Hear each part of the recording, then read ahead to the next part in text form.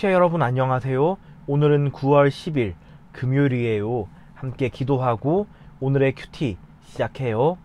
하나님 아버지, 오늘 아버지의 말씀 앞에 서게 하시니 감사합니다. 이 말씀을 읽고 묵상할 때 은혜로 구원받은 일에 감사하는 삶을 사는 저희 되도록 인도해 주세요. 예수님 이름으로 기도합니다. 아멘. 오늘 큐티의 제목은 은혜로 구원받은 것에 감사해요예요. 함께 읽을 말씀은 로마서 11장 17절, 18절, 21절이에요.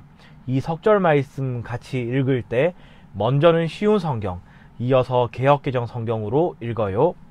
참 올리브 나무의 가지 중에서 얼마를 잘라낸 뒤 야생 올리브 나무가지인 여러분을 원 가지에 접붙이면 접붙여진 가지는 참 올리브 나무로부터 올라오는 양분을 받게 됩니다. 그러니 여러분은 잘려나간 가지를 향해 자랑하지 마십시오.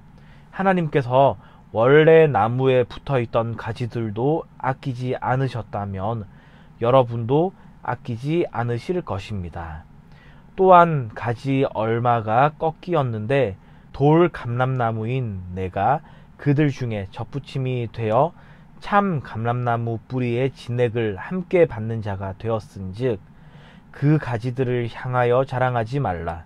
하나님이 원 가지들도 아끼지 아니하셨은즉 너도 아끼지 아니하시리라.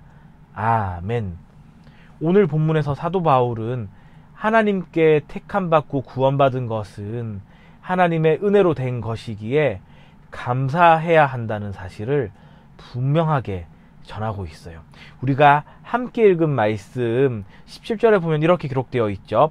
참 올리브 나무의 가지 중에서 얼마를 잘라낸 뒤, 자, 여기에 나오는 참 올리브 나무 가지가 나오죠.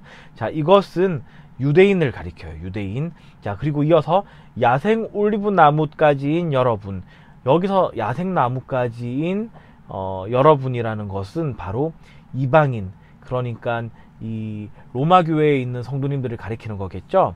자, 접붙여진 가지는 참 올리브 나무로부터 올라오는 양분을 받게 됩니다. 자, 이렇게 이 유대인들이 원래는 받았어야 하는 분깃을 하나님께서 이제는 이방인들도 같이 받도록 하셨다는 거예요. 그런데 중요한 것은 하나님의 마음이 유대인들에게만 향해 있었다 또는 이방인들에게 향해 있었다라는 것이 아니라 바로 이렇게 접붙임 받아서 하나님의 이 은혜를 공급받는 것은 하나님의 은혜라는 것이에요. 그리고 또 동시에 하나님께 택함 받았다고 하여서 이것을 우쭐거리거나 이것으로 인해서 다른 택함 받지 못한 사람들 또는 그 접붙임 받은 자리에서 떨어져 나간 그 유대인들을 향해서 함부로 하지 말라는 의미도 담고 있어요. 왜냐하면은 우리 역시 하나님의 은혜 아니고서는 그들과 똑같은, 그러니까 여기서 우리라는 것은 이 편지를 받는 로마 교회 성도들, 이방인들을 뜻하는 거예요. 자, 그렇다는 것이죠. 따라서 하나님의 은혜 외에는 설명할 수 없는 일이기 때문에 저 유대인이든지 또는 우리 이방인이든지 누구나 할 것 없이 다 하나님의 은혜 안에 놓여져 있고 하나님의 은혜로만 이 생명의 일을 경험한다는 사실에 집중해야 한다는 것이죠. 그런데 만약에 그 하나님의 은혜를 기억하지 않고 자신의 어떠한 잘남으로 또는 자신의 어떠한 특별함으로 인해서 하나님의 이러한 택함이, 하나님의 구원의 일이 주어졌다라고 자부하게 된다면은 그때는 이 경고의 말씀이에요. 이 말씀이 우리가 이 함께 읽는 개역개정 성경에 잘 나타나 있는데요. 21절에 보면 이렇게 기록되어 있죠. 하나님의 원 가지들도 아끼지 아니하셨은즉 너도 아끼지 아니하시리라. 자, 이 경고의 말씀이란 바로 하나님께서 원 가지도 아끼지 아니하셨는데 하물며 너희, 이 접붙임 받은 너희일까 보냐라는 뜻이에요. 언제 하나님의 진노를 살지 모른다는 것이죠. 그만큼 이 하나님의 생명의 일이 진행된다는 것은 하나님의 주권적인 일로 진행된다는 것이에요. 그렇지만 이 말씀을 묵상하는 우리 큐티아 여러분에게 목사님이 한 가지 말씀을 더 드린다면은, 하나님께서는 우리의 이 구원의 일을 위해서 하나님께서는 하나님이 가장 사랑하시는 그 아들 예수님을 우리에게 보내주셨죠. 그것은 무엇을 뜻하냐면은, 하나님께서 우리와 맺으신 이 생명의 관계를 결코 끊지 않으신다는 하나님의 자기 선포예요. 그렇기 때문에 이 생명의 일에서 떨어져 나가는 일은 없다는 것이죠. 그럼에도 우리는 이 말씀을 통해서 이 믿음의 경주를 달려나갈 때에, 또 하나님의 은혜를 입었다고 할 때에 우리가 반드시 기억해야 할 것은, 맞아요, 감사하는 일, 감사로 우리의 삶이 설명되어야 한다는 것, 이것을 우리가 분명히 붙잡아야 하겠어요. 그래서 하나님의 은혜로 인한 감사의 고백이 우리 큐티아의 공동체의 삶에 가득하길 주님의 이름으로 축원합니다.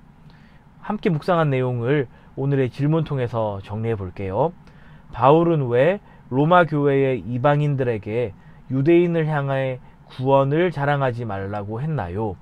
이 질문의 답은, 하나님의 백성으로 선택된 유대인들이 나무에서 잘려나간 나뭇가지 신세가 된 것처럼 이방인도 은혜를 잊고 교만해지면 잘려나갈 수 있기 때문이에요가 되겠죠. 5손가락 묵상이에요. 함께 묵상한 내용을 손가락으로 하나하나 짚어가며 정리해봐요. 먼저 엄지손가락이에요. 이 본문에서 하나님은 누구신가요? 저는 은혜로 구원받은 사실을 기억하길 원하시는 분으로 묵상해봤어요. 두 번째, 검지손가락은 이 본문이 나에게 지적하는 죄는 무엇인가요? 예요. 저는 때때로 믿음의 경주에서 이탈하는 사람을 보며 정죄하고는 했는데, 은혜를 기억하지 못한 교만한 태도라는 것을 오늘 말씀 묵상을 통해서 회개할 모습으로 정리해봤어요. 이 모습을 회개해야겠어요. 세 번째, 중지손가락은 이 본문이 나에게 주는 교훈은 무엇인가요? 예요. 저는 구원받은 성도의 삶은 감사로 충분하다는 것을 오늘의 교훈으로 정리해봤어요. 네 번째, 이 본문이 나에게 주는 위로는 무엇인가요? 자, 약지손가락이죠. 저는 구원의 일이 나에게 일어난 것은 하나님의 은혜라는 사실을 묵상할 때에 큰 위로가 되었어요. 마지막 새끼손가락은 적용이에요. 여러분이 말씀 묵상하면서 개인적으로 다짐하고 결단한 내용 정리해 보도록 해요. 함께 기도해요. 하나님 아버지, 오늘 말씀을 통하여서 저희를 향한 하나님의 선택, 감사해야 할 제목이며, 또 이것만으로도 우리의 삶이 감사로 충만해야 하는지 깨닫게 하시니 감사합니다. 이번 주말을 지낼 때에 이 하나님의 선택으로 인한 우리를 향한 은혜를 다시 한번 묵상하며 하나님께 큰 감사드리는 저희 모두 되도록 인도해 주세요. 예수님 이름으로 기도합니다. 아멘.